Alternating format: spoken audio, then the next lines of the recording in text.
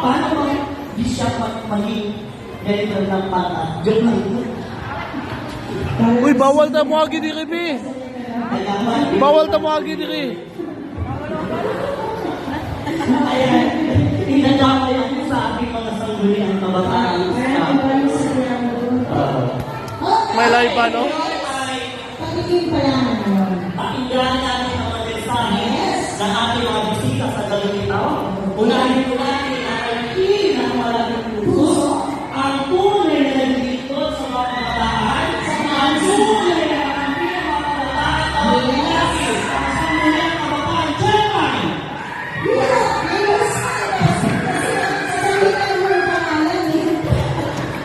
Di ba ang mga na ako?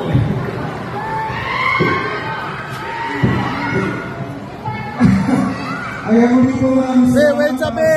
mga energetic na sa ngayong hapon. Muli po naman po natin sila. Bawal.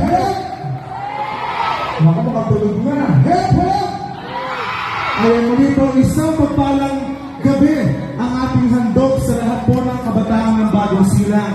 Para po sa inyong kaalaman, ang ating gawain ngayong linggo ay ito ay pangalawang beses na po natin iginugunita dito sa Barangay Bagong Silang. Dito nga. Ito po ay pangalawang beses ding naganap bilang ipakita at ipangalandakan po natin ang talento at karunungan na meron ang mga batang Bagong Silang dito sa ating barangay. Sino dito ang mga talentado?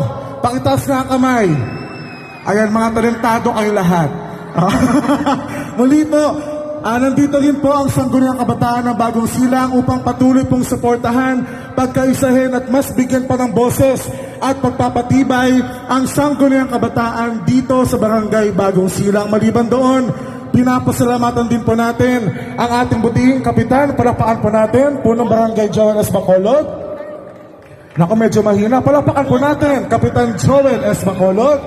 Ang kanyang may bahay, Konsehala Lea Bacolod, ang ating butihing Mayor Alo Malapitan, kundi sapagkat kung hindi po dahil sa kanila, ay hindi po natin may sasakatuparan ng meeting ito. Siyempre, ang ating mga kasamahan po sa Konseho ng Sangguniang Kabataan, kasama po natin, S. Kinagawad Silantang, S. Kinagawad Pedro Gonzalez, S. Kinagawad Rich Sanchez, S. Kinagawad Aljen Avenido, S. Kinagawad J.M. De La Paz, S. Kinagawad Shenia Palanya, at S. Kinagawad Nicole Batalya. Muli po, hindi ko na pamabahay na aking mensahe at lagi po natin tatandaan na dito sa Bagong Silang, maliban sa pagiging bayani ng bawat kabataan, mananatili po ang Bagong Silang na isa sa pinakamalaki at pinakaaktibong barangay sa Caloocan. Kaya naman, tandaan po